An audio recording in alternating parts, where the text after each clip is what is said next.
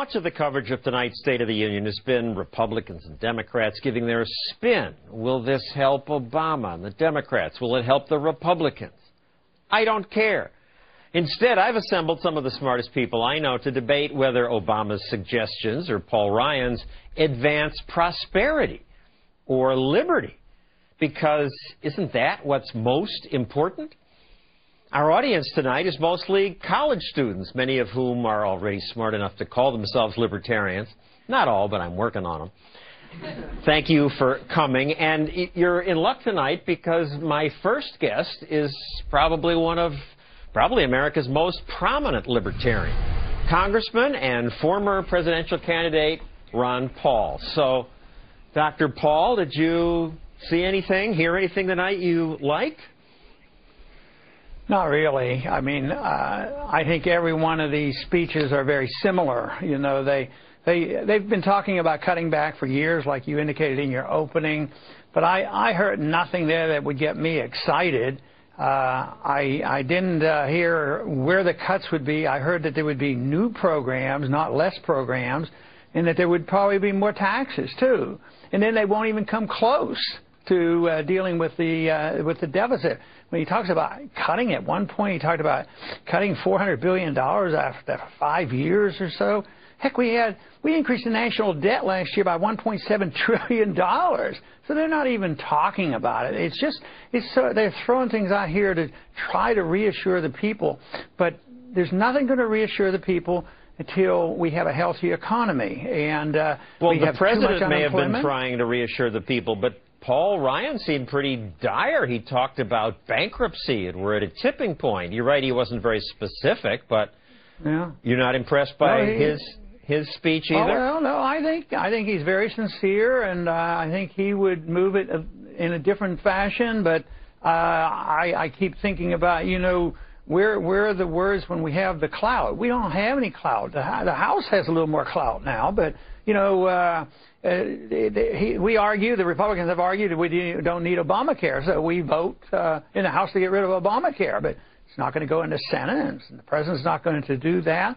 So, but, you know, when we had a better chance, and this is the frustration of the libertarians, is, you know, we hear libertarian-like ideas from Republicans, but, you know, the Republicans had the House and the Senate and the presidency, but government expanded massively and deficits exploded. So this is why the people get cynical But wait a second. I don't want to be cynical. I'm assuming this is a new group. They've wised up. They're at least talking, to my ear, more about cuts. The president, in terms of specific cuts, proposes to freeze non-defense discretionary spending. Yeah, we always hope they'll cut, but you have to cut discretionary spending too. You have to cut everything. But you know what? That's only 19% of the budget.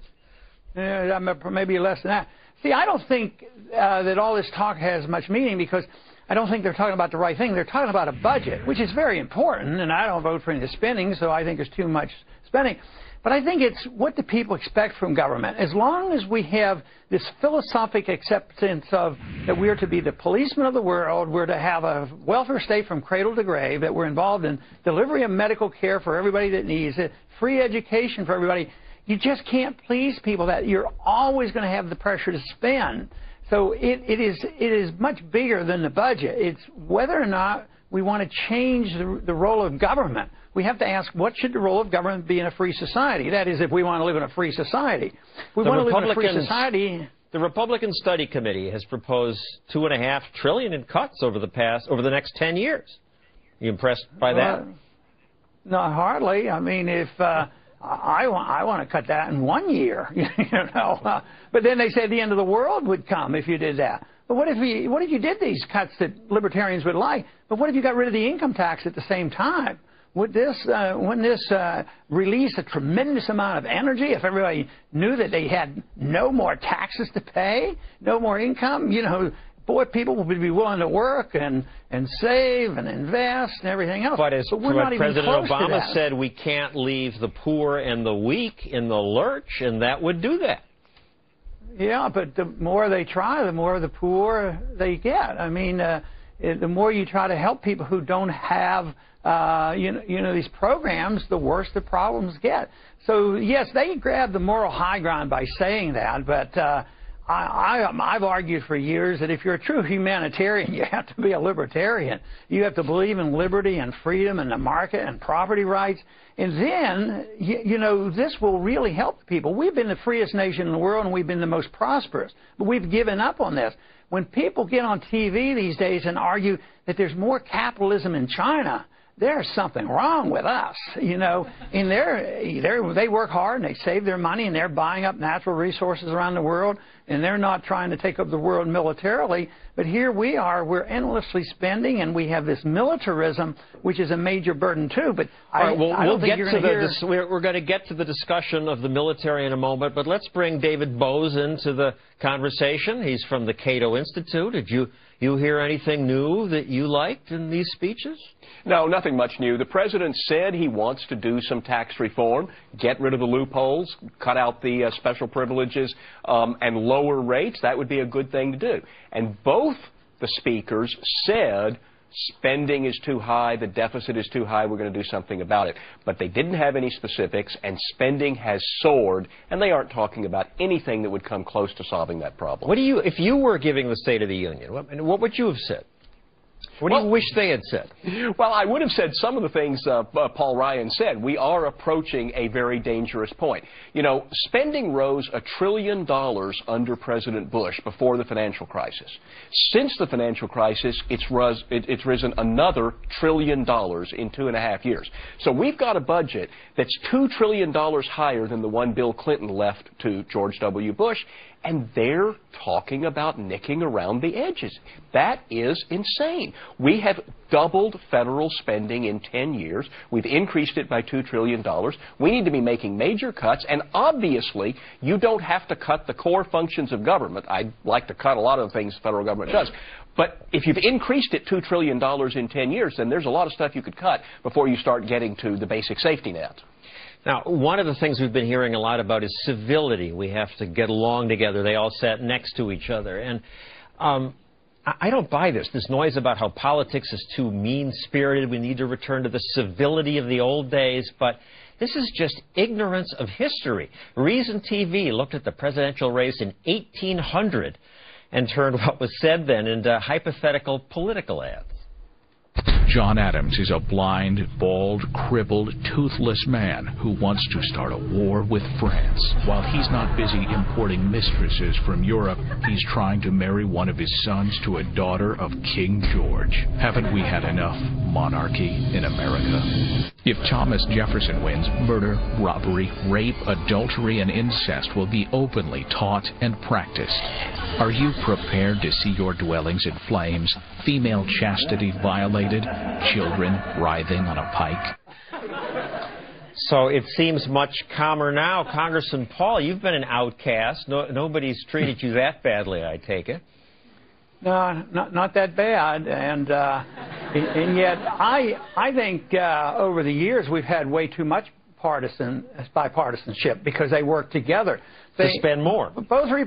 But Republicans and Democrats, both have been infiltrated by Keynesian economics, and so they follow that, and they both have the same foreign policy. They both have essentially the same monetary policy, and the Republicans haven't been good at really changing the course of history when it comes to increasing the welfare state and welfareism.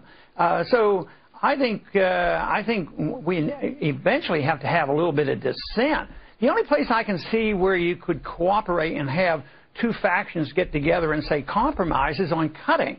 If your sacred cow is the military and somebody else's sacred cow is the welfare, you each have to agree to cut about 50, 100, trillion, $1 trillion or whatever on each side. That's the agreement that you have to have, but that isn't what happens.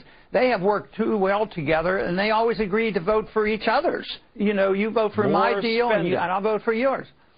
Pardon me? Dr. Ball and David Bose, please stay with us. I'd love to know what you think about my State of the Union address, which I'll give later. But next, you also roll your eyes when the president said after he invests in clean energy, and by the year 2035, 80% of our electricity will come from clean energy sources.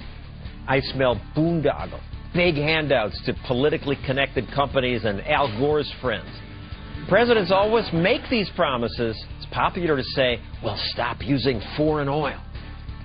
This intolerable excessive dependence on foreign energy sources. They promise bring us closer to energy independence for our country by 1980. By 1985. In 10 years. By the year 2025.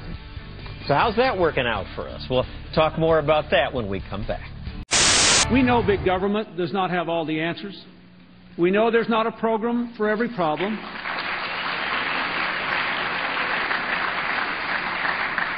We know and we have worked to give the American people a smaller, less bureaucratic government in Washington. They did? Where was I? Since President Clinton gave that State of the Union, the federal government has passed more than 1 million pages of new rules. It's anything but a less bureaucratic government. Congressman Ron Paul is back with us, along with David Bose of the Cato Institute, and joining us now is Nicole Kurakawa from the Independent Women's Forum. So, Nicole, tonight the president said he wanted to invest, he calls it, more on education. It's our Sputnik moment. We have to catch up. I love that he talked about education because it actually is the first annual National School Choice Week. So I would love for... You didn't talk about choice. Weird. It was really strange. But I think, that is something that we need to talk about because education spending has gone up in this country so much, and we do not have better outcomes. So we need to start... It's doubled since 1980, but test scores are flat. Exactly. So we need to look at other options because all these schools that we're thinking about pouring money into sometimes they're unsafe, they have failing test scores, and he talked about merit pay, but we're not really implementing anything. He's going to pour more money into it. What do you wish he had said? I wish he had echoed what South Carolina Governor Nikki Haley had said in her State of the State last week, where she said, government can't be all things to all people. I also wish that would be good if they would say that. They rarely say that. Yeah. I guess Paul Ryan sort of said that, but what else? I also wish that he would cede some executive authority that his administration has expanded over the past couple of years. Like? For example, he has interfered in the affairs of business. We saw with General Motors. He got involved in their personnel decisions. He encouraged BP to create this escrow account. Those are decisions that are best left to private enterprise. You would have liked him to say, gee, I was wrong, I was arrogant, this should be left to the private sector. Right. And another big, good luck with that. And another big executive authority thing is the fact that he has authorized the assassination of U.S. citizens overseas. I think that is of tremendous concern, and that is not a Republican issue. That's not a Democratic issue. That is really concerning. David Bose, what do you wish he had said? Well, in my pipe dreams, I wish he had said, boy, I made a whole lot of mistakes. I really don't belong in this job. I'm resigning.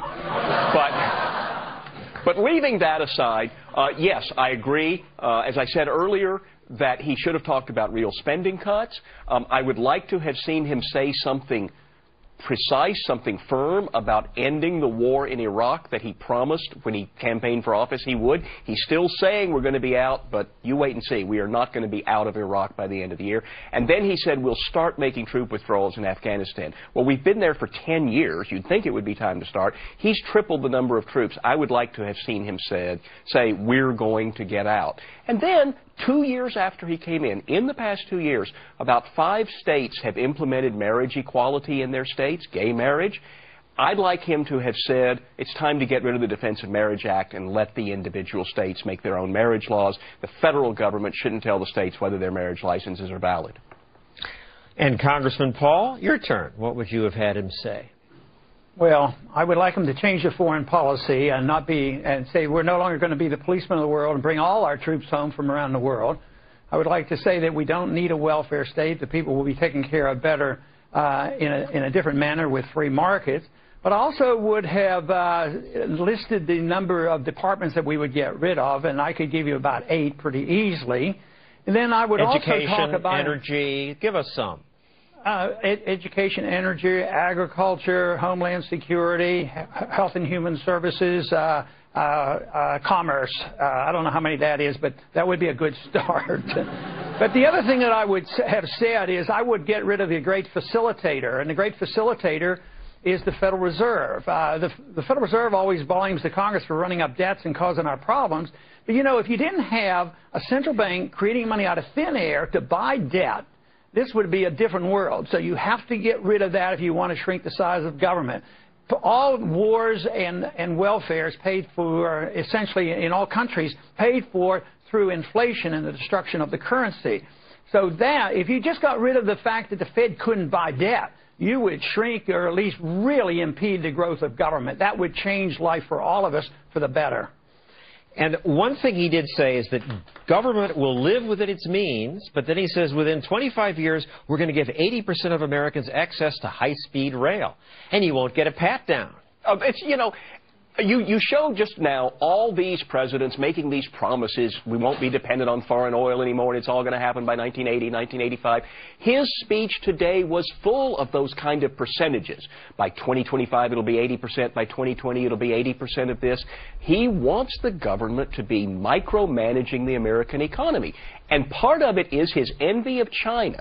You notice that he talked about how China and India are getting more competitive, because, he said, they've started being part of the world economy because they're educating their kids earlier and longer. No, the reason China is now emerging into the world economy is because they got rid of socialism and they moved toward capitalism. It doesn't have anything to do with a longer school day. All right, we will continue this. Thank you, panel. Stay with us. Coming up, a likely presidential candidate will join us. Someone who, as a governor, vetoed lots of stuff. But when we return, we'll talk more about war. This war was unwise, which is why I opposed it in 2002. And that is why I will bring this war to an end in 2009.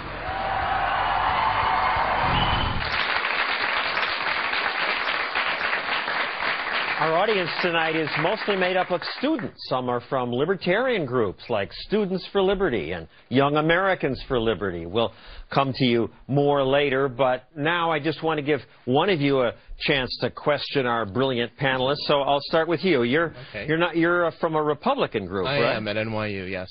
Very tough school to get into, so but we allow Republicans to speak on this show too. So what's your question? Well, my question is, with the already high economic burden on the military, do you think it's safe for President Obama and Defense Secretary Gates to be cutting tens of billions of dollars, you know, when they've already defunded the military just a few years ago under Nancy Pelosi? Okay, I didn't know they defunded the military, but I guess the question is, we're all going to die if we cut the military. Dr. Paul, you want to take this? Yeah. Well, you know, we spend essentially as much as every other country in the world. We are not threatened militarily by any country at all. And all we do is we spend this money to support the military-industrial complex. It's all a political game. And what we end up doing... Wait. It's not a game. There are people who want to murder us. And if we pull out of Afghanistan, might they regroup and have September 11th all over again? I think if we weren't in the Middle East, there would be a lot less incentive for anybody to want to come over here and murder us, because anybody who's done any serious study on any suicide terrorism, the #1 reason for suicide terrorism to occur is occupation.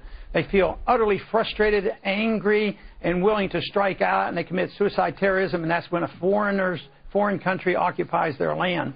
So I would say we would be less safe. The more money we spend, the way I see it, it makes us less safe. We would be safer if we concentrated on defending our country. And our problem is that we're on a catch-22. The more we spend, the less safe we are.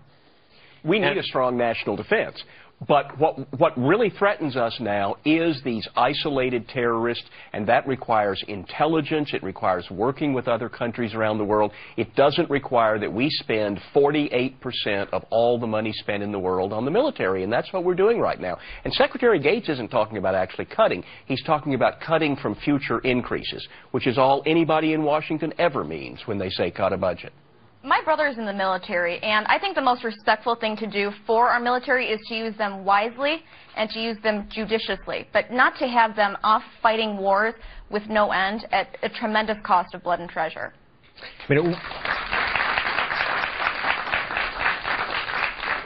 We do now have 50,000 soldiers in Germany, 30,000 in Japan, 10,000 in England.